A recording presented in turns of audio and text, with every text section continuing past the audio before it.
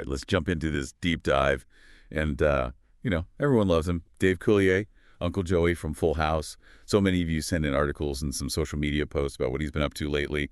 And wow, quite a mix. We've got his recent cancer diagnosis, but also some pretty cool stuff about him building a dream house back in his hometown in Michigan. Ready to go. Yeah, let's do it. It's kind of wild how life can be tough, but still so full of, good stuff and new beginnings. Coulier's story is definitely like that. So the big news just came out a few days ago that Coulier announced he has stage 3 non-Hodgkin lymphoma. So for those of us who aren't doctors, what does that actually mean? Well, basically, non-Hodgkin lymphoma, it's a type of cancer that attacks the lymphatic system. That's like your body's defense network. It's made up of these white blood cells that fight off infections. But with this lymphoma, some of those white blood cells, they kind of go haywire and multiply like crazy. And that can really mess up the immune system. So how did he even find out he had it? Was it something that had been going on for a while? It was actually kind of a fluke, which is a good reminder for everyone. He had like a normal upper respiratory infection. We all get those. But he noticed some of his lymph nodes were super swollen. And that can be a sign of something more serious. Luckily, he went to the doctor, and that's when they found the lymphoma. It's like a wake-up call. You Yeah. know? It's easy to ignore those little changes in your body. But sometimes they're trying to tell us something important. For sure. And early detection is huge, especially with lymphoma.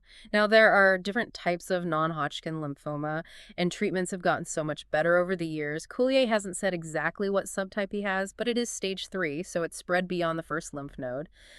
But, and this is the really good news, it hasn't reached his bone marrow. Yeah, that's what I was going to mention. I read that because of that, his chances of being cured are now in like the 90% range. You can almost hear the relief when he talks about it. It's pretty amazing, right? There's been so much progress in lymphoma treatment. It's still a tough journey, but that statistic, it really gives you hope. Absolutely. Yeah. But here's what really got to me. This isn't Coulier's first experience with cancer. His family has a really, really sad history with it. It's truly heartbreaking. His mom, his younger sister Sharon, and even his niece Shannon all died from breast cancer.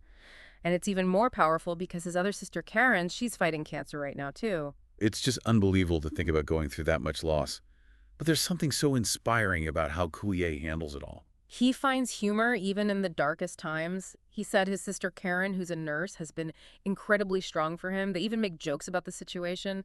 It really shows the power of family, Having that shared experience and finding those moments of light when things are hard. It makes you think about the strength it takes to face something like that, not just once, but over and over again. And it raises a good point about how we all deal with grief and hard times. Some people shut down, others get angry, but Coulier, he seems to have found a way to turn his pain into something positive. And speaking of positive, let's switch gears for a sec and talk about Coulier's big move back to his hometown in Michigan. Yeah, the Michigan homecoming. In 2019, he and his wife, Melissa, they left LA and went back to his roots on Lake St. Clair. And not just to any house. They bought 5 acres on the waterfront and are building their dream home from scratch. And get this, the house is inspired by Frank Lloyd Wright's designs. Talk about a passion project. Coulier has always loved architecture and design, and this house is like his dream come true. It's awesome. And it shows that Coulier is a man of many talents. I mean, he went to contractor school to be more hands-on with the building. From what I've seen on his Instagram, he's been super involved in every step. And he's not afraid to talk about the challenges either. He even jokes about how getting the permits was the hardest part. You can tell he's loving it even with all the ups and downs. Yeah. It's so inspiring to see someone chasing their passions, especially while dealing with a serious health issue. Yeah, it reminds us that life doesn't have to stop when things get tough. There's always room for joy in those things that make us feel alive. And speaking of joy, let's not forget another big milestone for Coulier. He celebrated a year of sobriety in 2020. He always talks about how Melissa has been his rock through it all, giving him so much support. It shows how important it is to have people you can lean on when times are tough. Whether it's a health issue or just making big changes in your life, having that support system makes all the difference. And this Michigan move wasn't just about building a house. It was about going back to his roots, reconnecting with his past, and being closer to family. His brother and father actually lived in the same house where he was born until they passed away. So there's a deep connection to that area, a feeling of belonging. And remember, Coulier went to high school there and even went to the University of Michigan for a year before heading to Hollywood. It's like life has come full circle, bringing him back to where it all started, but with a lot more experience and a new outlook. It really shows how our experiences shape us and often lead us back to the places and people that matter most. There's something really beautiful about that, don't you think? Definitely. It speaks to that universal desire for connection, for a sense of place, for something that grounds us amidst all the chaos of life. And Coulier seems to have found that in going back to Michigan. He has, and it's interesting how he's combined these different parts of his life, the health journey, the home building, and the return to Michigan. They're all connected, each one influencing and enriching the others. That's a really insightful point. It's like all these experiences, both the good and the bad, have created this tapestry that is Dave Coulier's life. And his willingness to share it so openly helps us connect with him on a deeper level. It reminds us that even with fame and fortune, there's a human story unfolding, one that we can all relate to. And by sharing his struggles, his successes, and his journey back home, Coulier invites us to reflect on our own lives, our own connections, and the things that truly matter. You know, when you said that Coulier's home building and his cancer journey are like intertwined, it's almost like he's building more than a house. Like he's rebuilding his whole life while going through this really tough time. I think you're right there. Building a home, especially one that's so meaningful, can be therapeutic.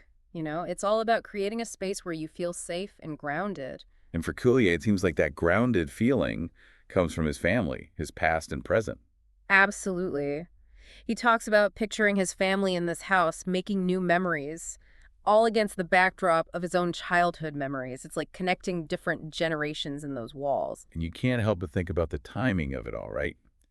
He moves back to Michigan, starts building this dream home, and then gets this cancer diagnosis. It makes you wonder how that changed his view on the project, on life itself.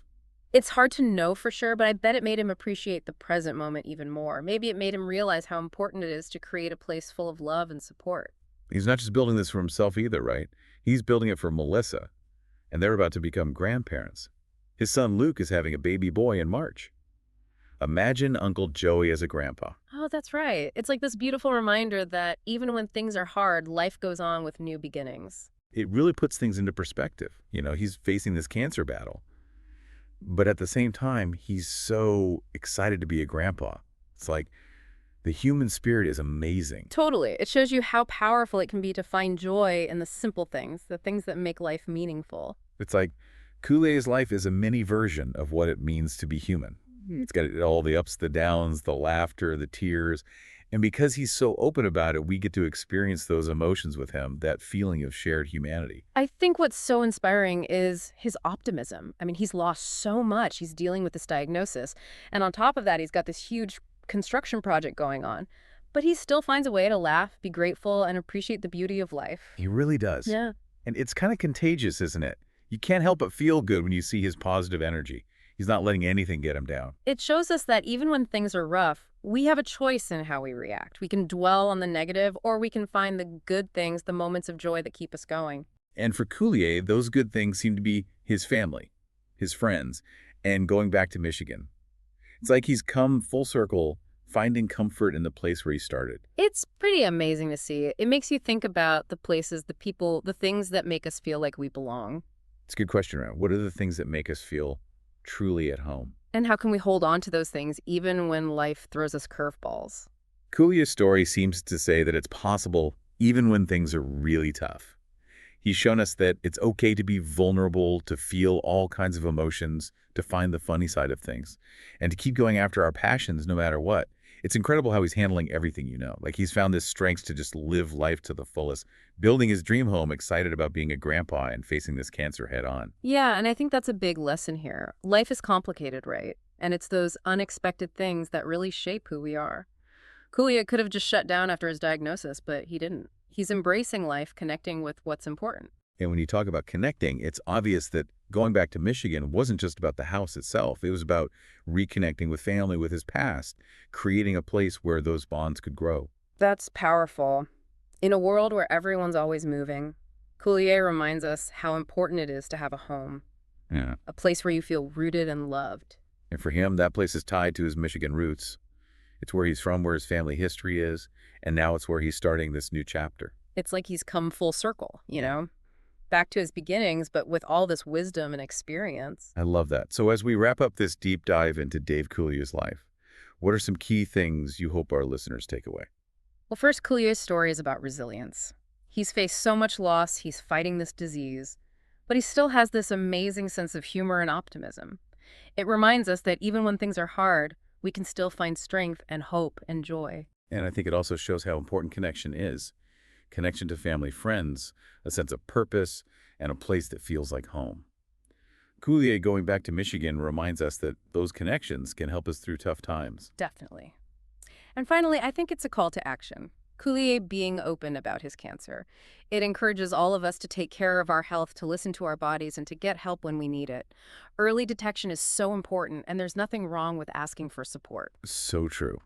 And for anyone who's been touched by Coulier's story, I encourage you to learn more about non-Hodgkin lymphoma and maybe even think about supporting cancer research in any way you can. Every little bit helps us get closer to finding a cure. And if you're curious about how Coulier's dream home is coming along, check out his Instagram. He's been posting updates, and it's really something. It reminds us that even when life is tough, we can still be creative, chase our passions, and find things that bring us joy.